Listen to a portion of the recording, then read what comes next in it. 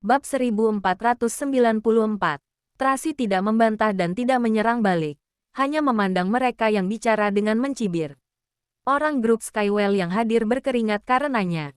Di ruang kantor, Sanjaya dan Direktur Tony sangat cemas. Bagaimanapun, ini adalah siaran langsung dan netizen di seluruh negeri sedang menontonnya. Jika tidak bisa menjelaskannya dengan baik, maka masalah akan semakin parah. Sekarang ada banyak komentar buruk di internet, mengatakan bahwa Tracy bukan wanita baik-baik, beracun dan bodoh. Beberapa orang mengatakan bahwa dia akan segera mengungkapkan wajah aslinya dalam keraguan semua orang. Intinya sekarang dari semua arah sangat tidak menguntungkan bagi Tracy. Tracy menyesap teh perlahan dan dengan tenang menunggu mereka selesai bicara. 1 jam berlalu dan akhirnya para reporter berhenti dan seseorang bertanya, "Kenapa Presdir Tracy tidak bicara? Mungkinkah kami benar hingga Anda tidak bisa berkata-kata? Kejahatan tidak bisa ditutup-tutupi. Jika Anda benar-benar melakukan kejahatan, segera serahkan diri Anda." Reporter lain berkata dengan dingin. Selanjutnya, suasana menjadi sunyi dan semua orang menunggu tanggapan Tracy. Setelah Tracy meminum segelas teh hitam ketiga, dia perlahan mengangkat kepalanya dan melirik orang-orang itu dan bertanya dengan tenang, "Sudah selesai?" Para wartawan tidak bicara, tetap menunggunya berbicara. Pengacara Joy. Tracy memberi isyarat dan pengacara Joy segera berjalan mendekat bersama tim pengacaranya. "Presdir Tracy, apa sudah mencatat semua perkataan orang-orang media masa ini?" Tracy bertanya dengan tenang. "Sudah dicatat dengan jelas." Saat pengacara Joy bicara, tim pengacara sudah duduk, siap merekam kapan saja. Media massa di tempat kejadian tercengang. Tidak tahu harus berbuat apa. "Apakah ada hal lain yang ingin kalian katakan?" Tracy memandang para wartawan di antara hadirin sambil tersenyum. "Aku akan menjawab pertanyaan kalian setelah kalian selesai bicara." Ini, para wartawan itu tidak berani bicara omong kosong lagi. Meskipun tidak ada penjelasan, tapi mereka juga tidak bodoh. Terlihat jelas Tracy ingin memperhitungkan perkara. Jika ada yang memfitnahnya, maka tim hukumnya akan langsung menuntut mereka. Pertempuran ini bukan lelucon. Orang-orang yang tadi berspekulasi tentang Tracy sekarang menjadi gelisah. Bertanya-tanya apakah perkataan mereka barusan direkam. Apakah mereka akan dituntut hukum? "Oke, sekarang kita mulai tanya jawab." Tracy memberi isyarat. "Siapa yang mulai dulu?" Tidak ada yang berani bertanya lagi. Semua orang saling berpandangan. Semuanya berharap orang lain menjadi tumbalnya dulu. "Karena tidak ada yang bertanya, maka aku akan menjawab pertanyaan kalian yang tadi." Tracy melirik para reporter dan menunjuk orang yang pertama kali bertanya. Orang pertama yang bertanya adalah Marco dari majalah Fastland Kota Bunaken. "Kamu tadi tanya kenapa aku memiliki aset dan saham suamiku. Sekarang aku akan menjawab pertanyaanmu. Aku dan suamiku sudah mendaftarkan pernikahan dan anak kami belum dewasa. Jadi jika ada sesuatu, maka penanggung jawab pertama otomatis adalah aku. Masalah hukum ini tidak perlu aku jelaskan terlalu banyak. Kalian bisa cari tahu sendiri." Kedua, kakek meninggalkan semua saham grup Wollens kepada 3 cicitnya, yang juga adalah ketiga anakku. Sebagai wali mereka, aku juga otomatis harus mengawasi operasional grup Wollens. Semua ini telah ditinjau dan dikonfirmasi oleh Dewan Direksi, tim pengacara grup Wollens, dan manajemen senior. Jika tidak, maka aku tidak akan bisa berada di posisi ini. Aku tidak tahu kenapa para wartawan tiba-tiba mengajukan pertanyaan atas nama menegakkan keadilan. Memangnya kalian pikir kalian mengenal keluarga Wollens lebih baik daripada para direktur dan lebih pintar, hingga begitu banyak orang tertipu olehku? Kata-kata ini membungkam orang-orang yang hadir. Pertanyaan kedua adalah, Tracy mengingat semua orang yang mengajukan pertanyaan dengan jelas, bahkan berurutan, dan kemudian menjawab pertanyaan mereka satu persatu, secara teratur dan tenang. Bab 1495. Setelah lebih dari 40 menit berlalu, Tracy akhirnya menjawab semua pertanyaan. Selanjutnya, dia merentangkan tangannya dan bertanya, "Apakah kalian puas dengan jawabanku? Silahkan tanyakan jika ada pertanyaan lagi." Orang-orang di tempat kejadian terdiam dan jatuh ke dalam keheningan. Saat Tracy menjawab pertanyaan tadi, Dia meminta pengacara Joy untuk mengeluarkan semua dokumen dan sertifikat hukum yang relevan dan langsung mengatakan bahwa jika ada keraguan, dia bisa melaporkannya ke otoritas kehakiman kapan saja. Tracy terbuka untuk semua pertanyaan dan pertanyaan. Begitu kata-kata tersebut terucap, suasana kembali hening. Saat ini keraguan itu tampaknya telah berubah menjadi provokasi dan tuduhan yang tidak masuk akal dan tidak ada lagi alasan untuk mereka bicara. Sekarang, Tracy telah sepenuhnya membalikkan situasi dan berada di atas angin. Direktur Tony dan Sanjaya di kantor akhirnya menghela napas lega. Eksekutif tingkat tinggi lainnya juga menyeka keringatnya. Kelihatannya masalah telah diselesaikan. Baguslah. Aku tanya terakhir kali. Tracy melirik para reporter yang hadir. Jika ada pertanyaan, silahkan tanyakan sekarang. Tidak ada yang mengangkat suara. Semua orang saling berpandangan dan tidak ada yang berani bicara omong kosong. Keraguan saat ini menjadi tidak berdaya di hadapan bukti dan ulasan. Karena semua orang tidak bicara, maka bersiaplah untuk mengakhiri konferensi pers. Tracy berkata dengan arogan. Tapi sebelum itu, ada beberapa hal yang harus aku jelaskan kepada semua orang. Dia bersandar di kursi dan melirik semua orang yang hadir. Perkataan yang baik bisa menghangatkan hati, sedangkan perkataan yang kejam menyakitkan hati. Aku tidak ada permasalahan atau perselisihan dengan kalian, tapi entah kenapa kalian menyakiti aku dengan perkataan yang kejam dan beracun. Mungkin kalian hanya sembarangan mengatakannya dan menyebarkannya dengan bebas di internet. Tapi kalian tidak mempertimbangkan seberapa besar kerugian yang akan ditimbulkan bagiku. Salah satu dari 18 lapisan neraka adalah neraka penarik lidah. Mereka yang menyakiti orang lain dengan perkataan selama hidupnya akan pergi ke neraka penarik lidah setelah mati. Menurutku, kalian semuanya seharusnya punya istri dan anak-anak. Aku harap kalian bisa memberikan nilai moral untuk keluarga kalian dan jadilah orang yang baik. Setelah berbicara, suasana di tempat kejadian bahkan menjadi semakin khusyuk. Para reporter itu tidak lagi memiliki kesombongan yang mereka miliki sebelumnya dan tidak membahas lagi keraguan mereka sebelumnya. Jika tidak ada yang lainnya lagi, maka konferensi pers selesai. Tracy tahu bahwa dia sudah menang dan tidak ingin membuang waktu lagi berurusan dengan mereka. Jadi dia bangkit berdiri dan bersiap untuk pergi. Pada saat ini, seseorang tiba-tiba berteriak, "Tunggu!" Tracy berhenti dan melihat ke arah suara itu datang. Di kerumunan, seorang reporter tiba-tiba berkata dengan penuh antusias, "Aku baru saja menerima pesan anonim bahwa Tuan Daniel tidak mati, tapi diantar seseorang ke rumah sakit." "Apa?" Para reporter lainnya tercengang. Setelah itu, ponsel semua orang bergetar atau ada suara pesan teks dan semua orang menerima pesan anonim yang sama pada saat yang bersamaan. Tracy mengerutkan kening. Tiba-tiba berfirasat kuat.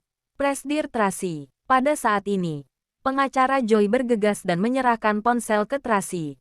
"Aku juga mendapatkannya." Tracy mengambil ponsel, membukanya, dan pesannya hanya satu kalimat. "Daniel tidak mati. Dia diantar ke rumah sakit welas asih semenit yang lalu." Kemudian, ada video terlampir di bawahnya. Tracy mengkliknya, dan melihatnya. Ia pun terkejut. Orang dalam video itu tampaknya benar-benar Daniel.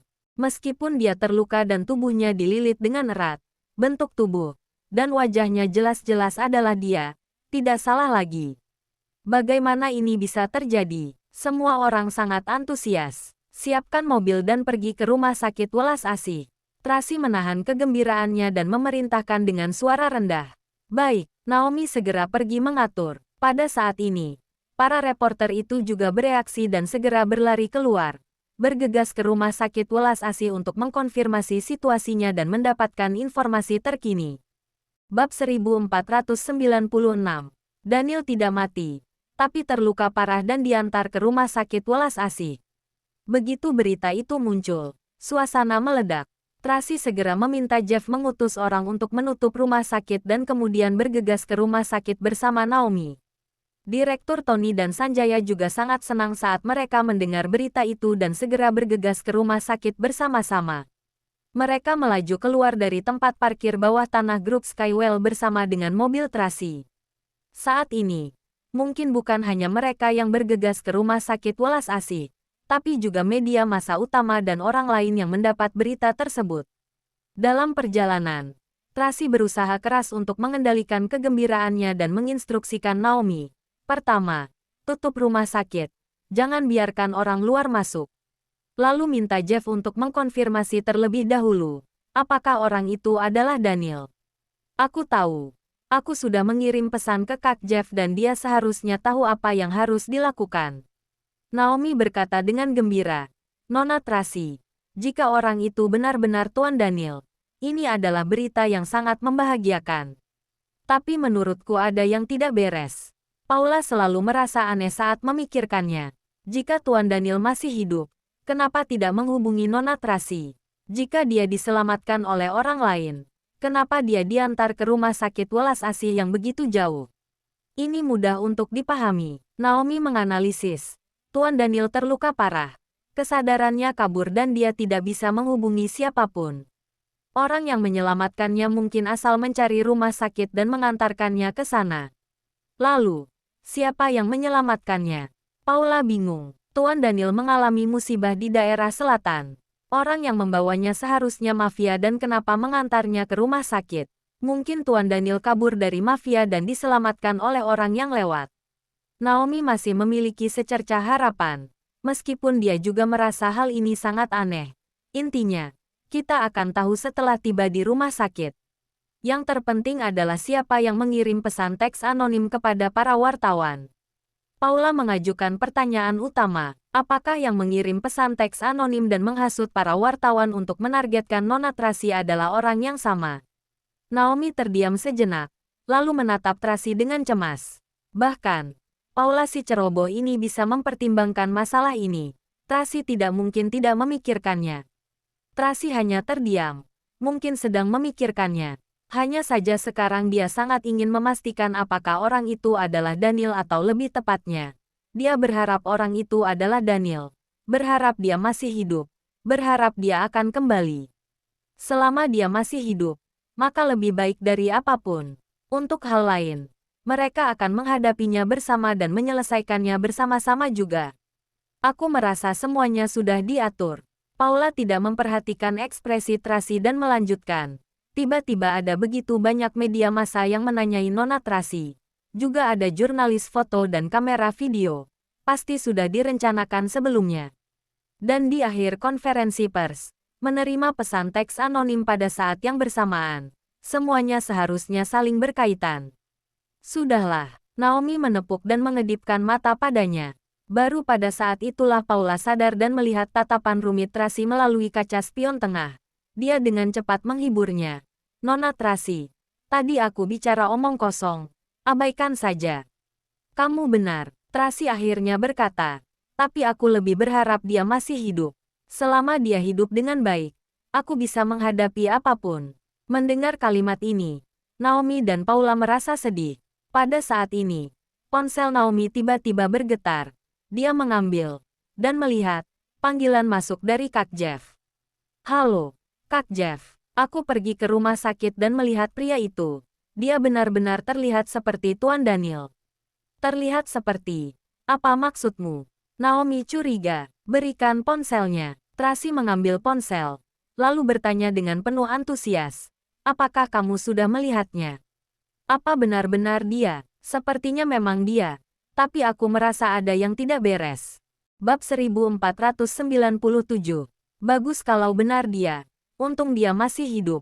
Tracy sangat antusias. Dia hanya peduli dengan setengah kalimat awal dan memilih untuk mengabaikan setengah kalimat terakhir.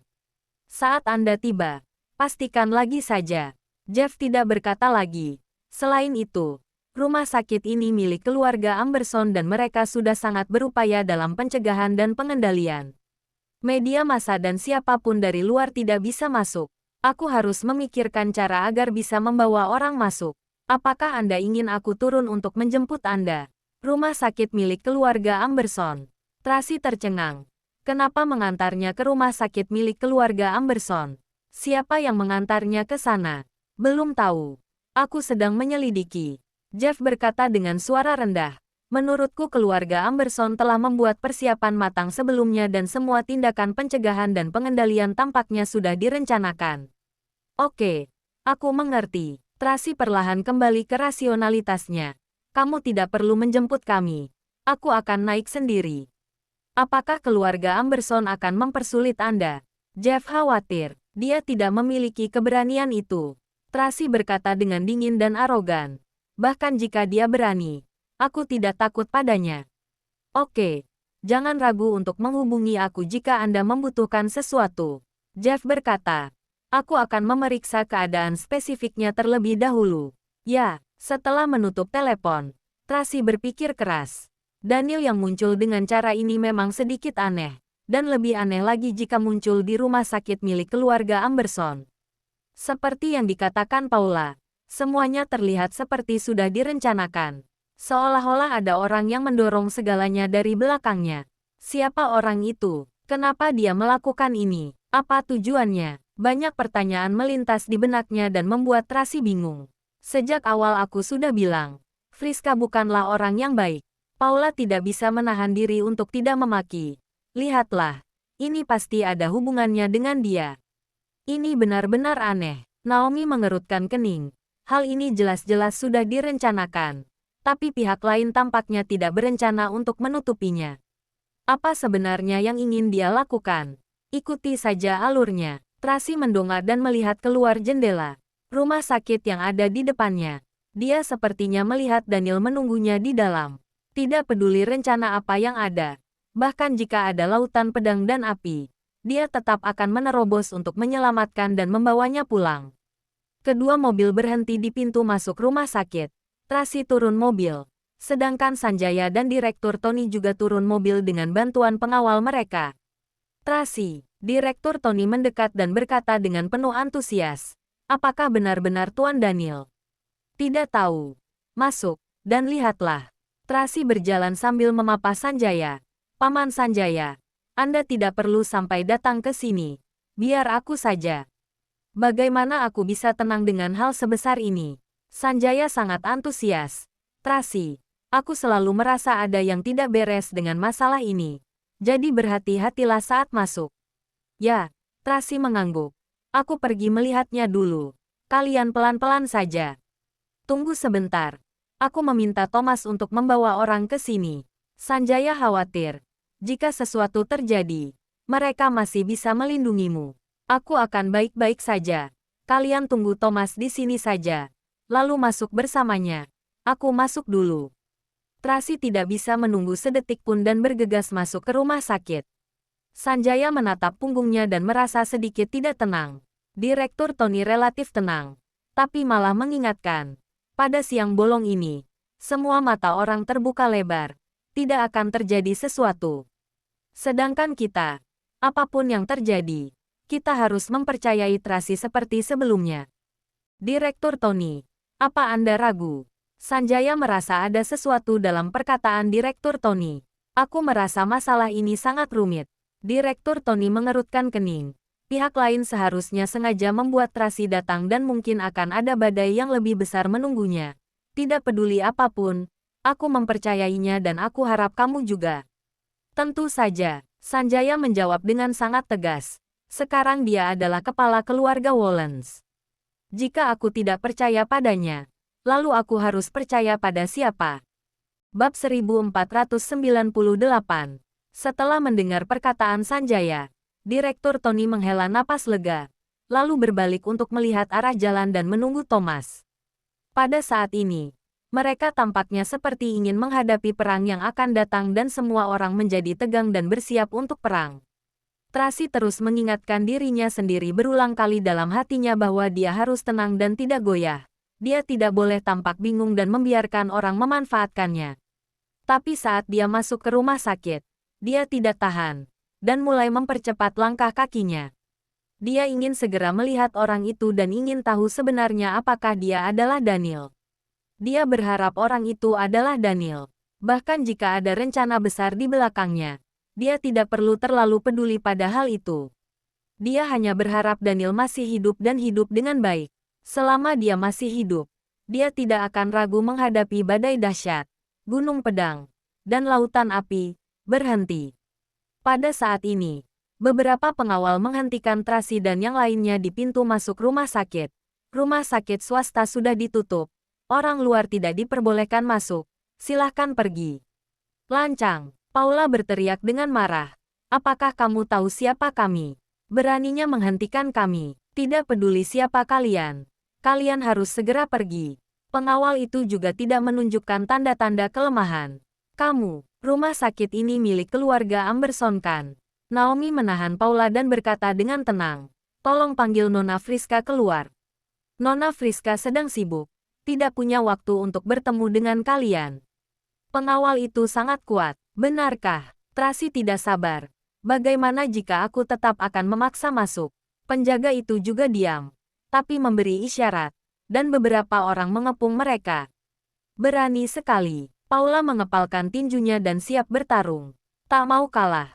Para pengawal keluarga Amberson pun siap bertarung. Berhenti. Pada saat ini, tiba-tiba terdengar suara dingin. Tracy mendongak dan melihat bahwa orang yang datang adalah Friska bersama banyak pengawal di belakangnya. Lihatlah dengan jelas. Ini Nona Tracy, Presidir Grup Skywell saat ini. Beraninya kalian menghentikannya. Kata Friska penuh arti. Saat pengawal melihat tuannya berbicara, mereka dengan cepat menyingkir.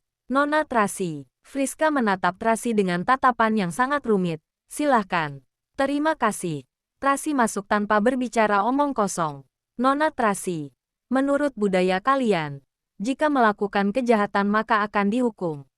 Friska berjalan berdampingan dengan Tracy. Suaranya sangat lembut, tapi disertai beban yang menekan. Jadi, Tracy mengangkat alisnya dan menatapnya. Apa yang ingin kamu katakan? Presidir Daniel memperlakukanmu dengan sangat baik, tapi kamu malah mencelakainya. Friska memelototinya dengan dingin. Kamu sangat kejam. Tidak masalah jika orang lain mempercayai rumor semacam ini. Tapi Nona Friska juga percaya. Tracy merasa konyol. Suamiku memberitahuku sebelum kecelakaan bahwa kamu adalah orang yang cerdas dan memintaku untuk coba berteman denganmu. Suamiku sepertinya tidak melihatnya saat itu. Kamu, wajah Friska pucat karena marah. Tracy mengabaikannya, mempercepat langkahnya, dan pergi. Friska menatap punggungnya. Tatapannya sangat rumit, dan dia seperti sedang memikirkan sesuatu. Nona Friska, apakah menurut Anda rumor dari luar itu benar? Pengawal di sampingnya bertanya dengan suara rendah. Kamu akan tahu setelah bertemu dengan Presidir Daniel. Friska tampak serius. Aku pikir ini sangat aneh. Apakah orang itu benar-benar Presidir Daniel? Sebenarnya siapa yang mengantarnya ke rumah sakit kita? Kenapa tidak menghubungiku? Tapi langsung menghubungi ayah. Ini memang aneh. Pengawal itu mengingatkan dengan suara rendah. Tapi, Presidir Jaice seharusnya tahu sesuatu. Aku bertanya. Tapi ayah tidak berkata apa-apa. Bahkan memarahiku. Friska berkata tentang ayahnya.